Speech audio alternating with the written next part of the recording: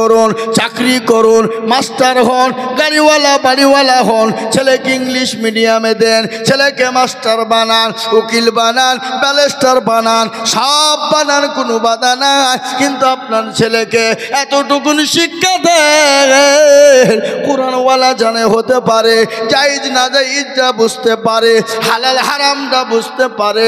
আপনি মারা যাবেন, আপনার লাশটা জানাজার সামনে রাখবে, নামাজ জানাজা পড়বে আর বলবে আল্লাহুম্মা গফিরলি হাইয়িনা ওয়া মাইয়িতিনা ওয়া শাহিদিনা ওয়া গায়বিনা ওয়া সাগীরিনা ওয়া কাবীরিনা। সন্তান এরকম করে দোয়া করবে, জানাজা পড়বে, আর আল্লাহ বলবে বান্দারে তুমি ছেলেকে মাস্টার বানিয়েছো, ডাক্তার বানিয়েছো, উকিল বানিয়েছো, ব্যারিস্টার বানিয়েছো, তারপরেও কোরআনওয়ালা বানিয়েছো। তোমার জানাজাতে দাঁড়িয়ে জানাজা পড়ে আর আল্লাহুম্মা গফিরলি বলে দোয়া করে। আল্লাহ বলে বান্দা তোমার বাপের যত সগীরা কাবিরা, চলতে ফিরতে জানা অজানা, রাতে অন্ধকারে যত গুনাহ করেছো, আমি আল্লাহ তোমার জানাজার কারণে আমি জীবনের গুনাহ ক্ষমা করে দিলাম। দরুদ সুবহানাল্লাহ। ও মুসলমান দরুদি, তাই আজ আমি আপনাদেরকে বলবো বাবা, আসলে মসজিদ হয়ে মসজিদমুখী হয়, দ্বীনমুখী হয়ে যায়, ইসলামমুখী কোরআনমুখী হয়ে যায়। গোটা পৃথিবী যদি একদিকে হয়ে যায়, মুসলমানদের কেউ ক্ষতি করতে পারবে না, মুসলমানদের কেউ ক্ষতি করতে পারবে না। কিন্তু মুসলমান গো, মন চাই জিন্দেগি, যা মন চাই তাই আমরা করি, কিন্তু আল্লাহর বড় হুকুম নামাজ আমরা আদায় করতে পারি না, আল্লাহর দিনকে মানতে পারি না। তাই আজ আমি আপনাদেরকে বলবো, ও কুচামোড়াওয়ালারা, ইনশাল্লাহ যতদিন বেঁচে থাকবো আল্লাহর হুকুম নামাজ পড়ার জন্যে আমরা 5 ওয়াক্ত নামাজ পড়ার চেষ্টা করব। একটু হাতটা উঁচু করে দিয়ে বলুন ইনশাল্লাহ।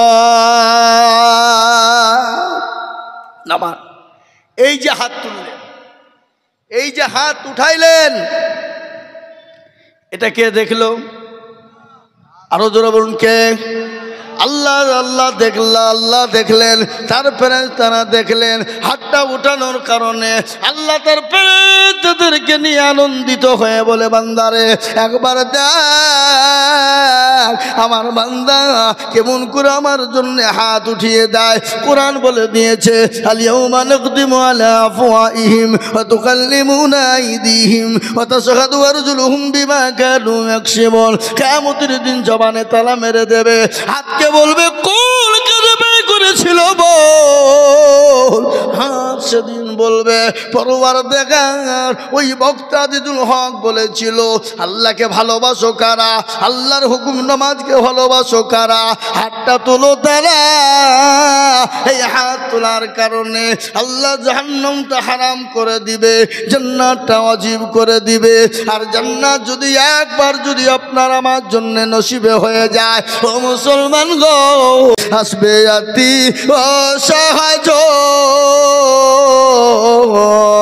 তোমার চারি পাশে বৈশা তারা করিবে কান্দ, ও তোমায় সাজাইয়া দিবে মানের মতো, সাজাইয়া দিবে মানের মতো, কি সুন্দর পরিপাটি, ওই যে ডাকিতেছে তোমায় কবরের মাটি।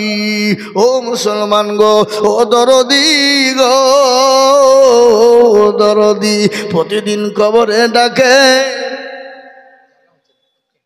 ভাই অনেক লোক দাঁড়িয়ে আছে, একটু আগে আসেন না, একটু আগে আসুন। অনেক লোক দাঁড়িয়ে আছে, একটু আগে আসুন। এদের দেখেন ফাঁকা গ্লাস পূরণ করুন, লোককে সব বসতে দেন, একটু বসতে দেন। এই মাঝে ফাঁকা জায়গা আছে, একটু জি একটু আগে আসি বাবা। এই যে নীল জামাওয়ালা, এই যে গোলাপি জামাওয়ালা, আগে আসুন। আপনাদের জামা কাপড় নোংরা হবে পিছন থেকে এলে, আপনারা যদি একটু আগে আসেন, একটু আগে আসুন, চলে আসুন ভাই। আল্লাহু আকবার, চলে আসুন। ও ডাকেন ডাকেন ভাই, আমাদের কারি সাহেব তাকবীর দিবেন এবং তার সঙ্গে সঙ্গে আপনারা আসবেন।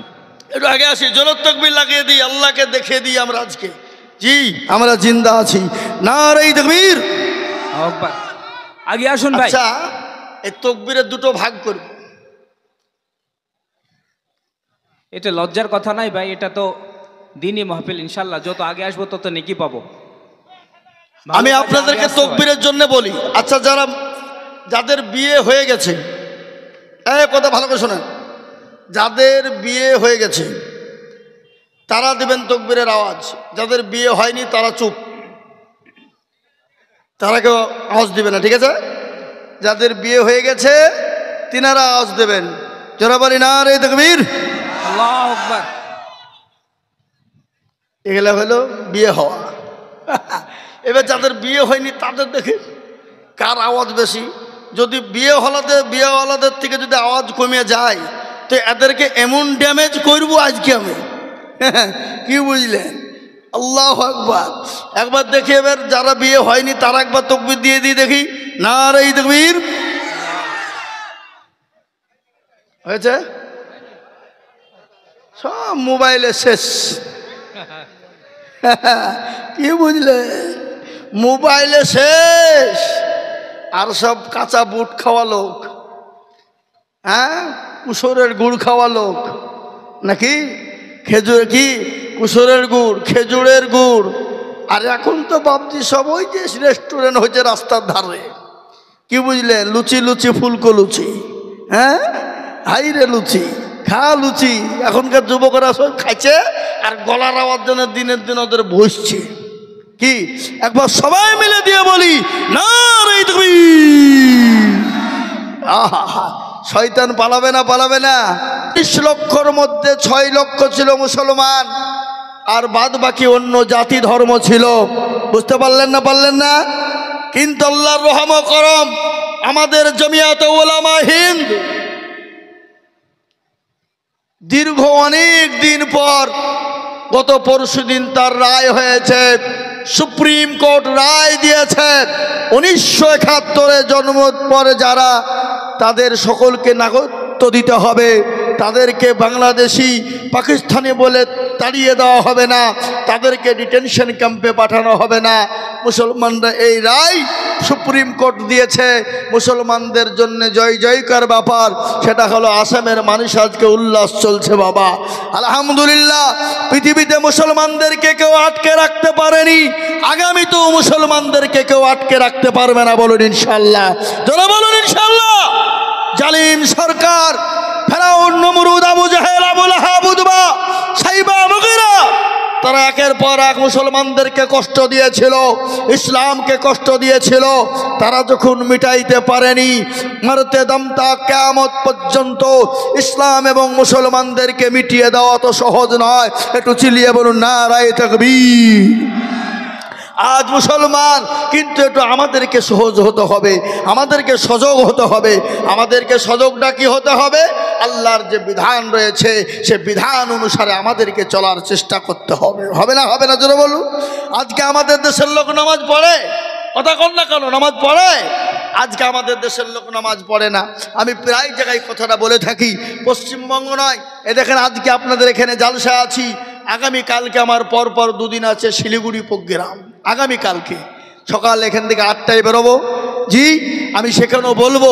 আজকে আমাদের দেশের লজ্জার বিষয়, লজ্জার বিষয়, আজ মুসলমানের ঘরে জন্ম, মুসলমানের ঘরে জন্ম আমাদের।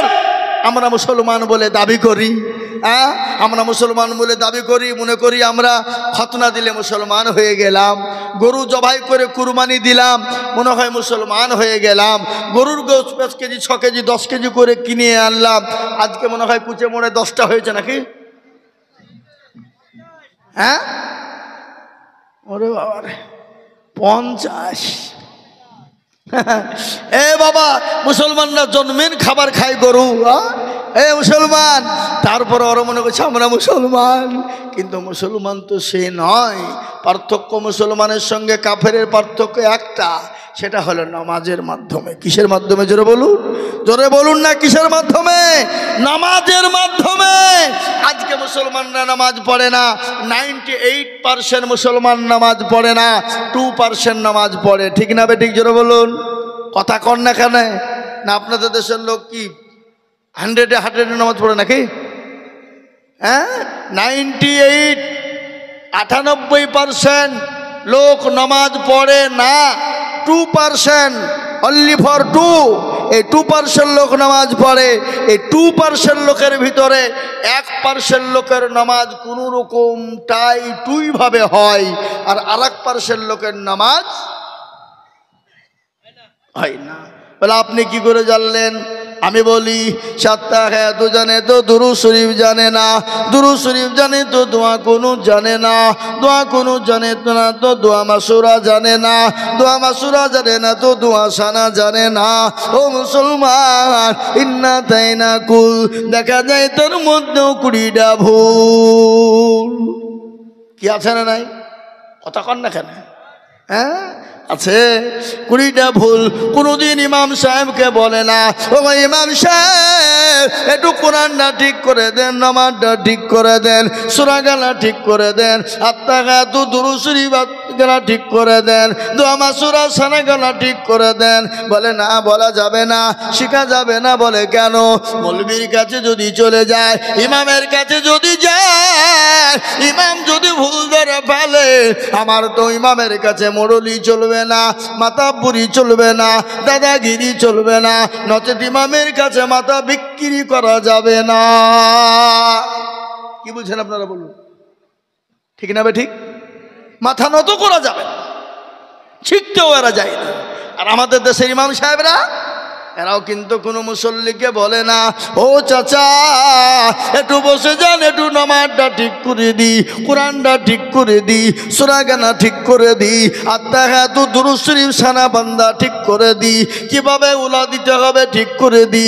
ও চাচা গো, ইমাম সাহেবরাও কোনোদিন বলে না। বলে নাকি? কথা কন না কেন? কেন বলে না? কেন বলে না? কারণ আছে।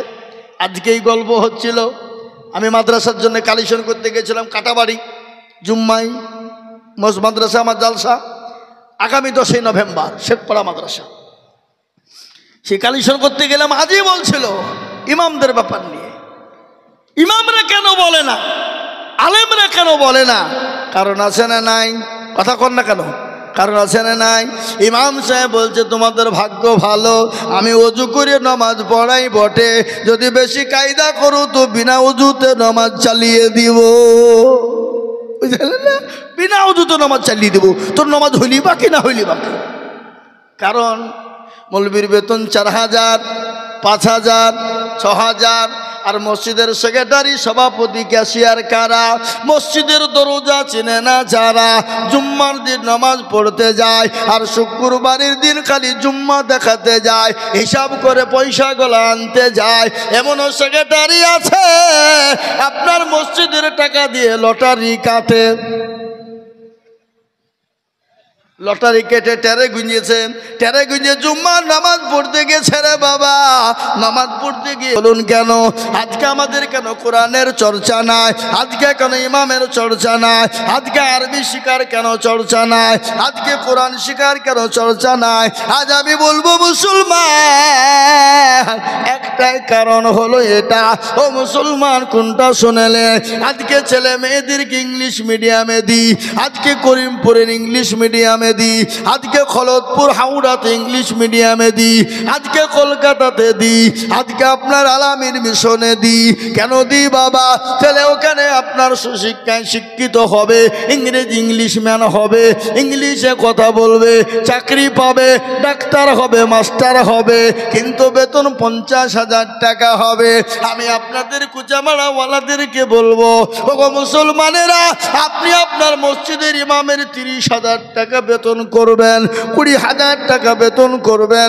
আমি খোদার কসম আজিজুল হক বলে দিয়ে যাচ্ছি, আগামী কাল থেকে যদি 30,000 টাকা ইমামের বেতন হয়ে যায়, এই কুচামোড়ার প্রতিটি বাড়ি থেকে মাদ্রাসার ছেলেদেরকে লাইন লেগে যাবে, ভর্তি করার জন্য লাইন লেগে যাবে। যাবে কিনা জোরে বলুন?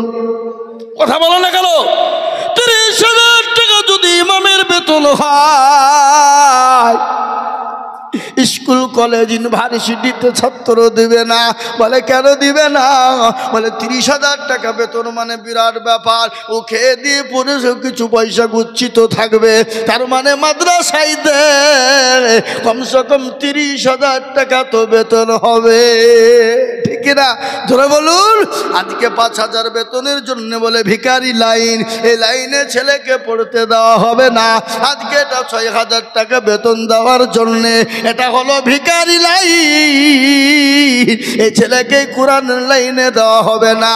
আমি আইজুল হক বারংবার বলে যাই, 30,000 40,000 টাকা বেতন দেবেন। মাস্টারের ছেলে সর্বপ্রথম মাদ্রাসায় আগে যাবে, ও ব্যালেস্টারের ছেলে আগে